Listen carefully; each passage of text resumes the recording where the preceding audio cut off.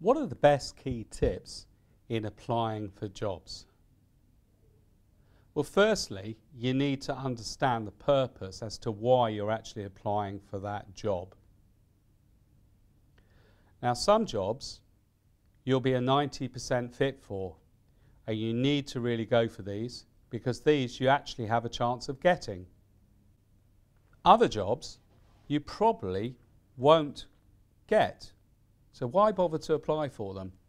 Well, you need to become known, but you can't afford to look stupid.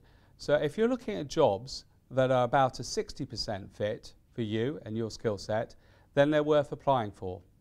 Also, jobs that are quite old may well be worth applying for. You probably won't get them, but it's a perfect opportunity for people to find out about you and your skills. For both these types of job, you need to actually send your CV in and follow it up quite quickly. Why? Because people need to remember you. There's no use in bulk sending your CV out and actually talking to people 2-3 days later. You need to talk to them within an hour of sending your CV to them.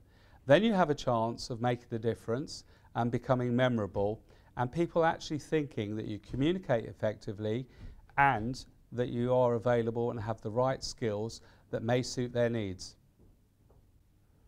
For those jobs that 85–90% fit, you really do need to prioritise those. Often those will be in what we call your top 10, and therefore you need to diary, you need to actually ensure that you've got reminders, and if, for instance, you're ringing up and don't get through to the right person and you're told they're available at 10 o'clock tomorrow, that you really do ring up and speak to that person at 10 o'clock tomorrow.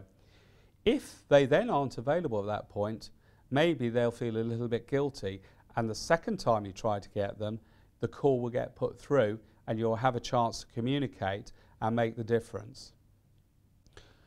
For those jobs where you're a 60% fit, you really need to be understanding the purpose of your application. You shouldn't get demotivated if you're not getting a good response for this application. It's quite obvious there will be better candidates. However, you need to be persistent to get through to talk to people. Now, if you can use these applications with the purpose to actually communicate to people, show them how well you communicate, and get onto their database, the chances are that the people holding an opportunity for you where there isn't quite a perfect fit will actually have future opportunities that do fit you well.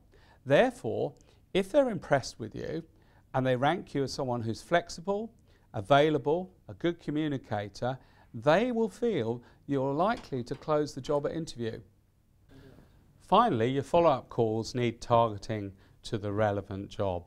So if you're a 90% fit for the role, follow up every single day and be persistent. However, if you're only a 60% fit, then you should be really marking these down to follow up initially and then keep tabs of really about every 2 weeks.